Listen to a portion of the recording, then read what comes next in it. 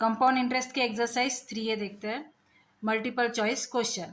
A P is equal to sum lent, R is equal to rate of interest per year, N is equal to number of years and amount is equal to A से denote किया है। तो then कौन सा formula use होगा amount का?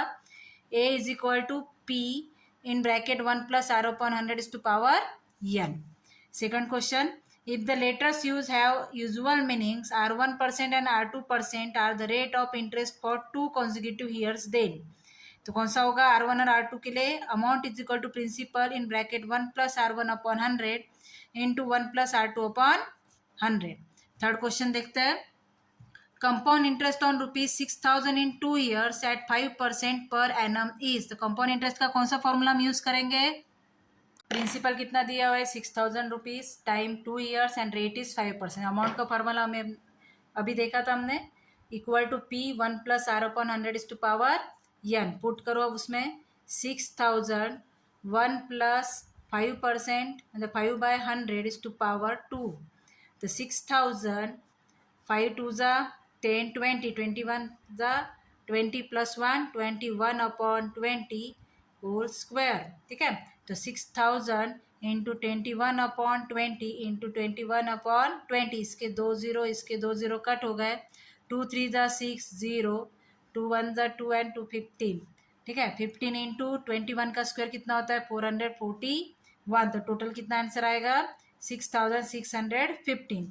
Compound interest का formula क्या है? Amount minus principal. तो अमाउंट कितने हैं? 6,615 माइनस 6,000 इक्वल टू 615। तो ऑप्शन कौन सा लगेगा?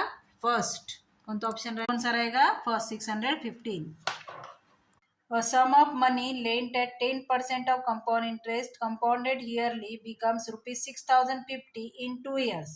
The sum lent is मतलब हमें प्रिंसिपल निकालना है, हमें अमाउंट गिवन है, परसेंटेज गिवन है, रेट गिवन है, एंड टाइम गिवन है।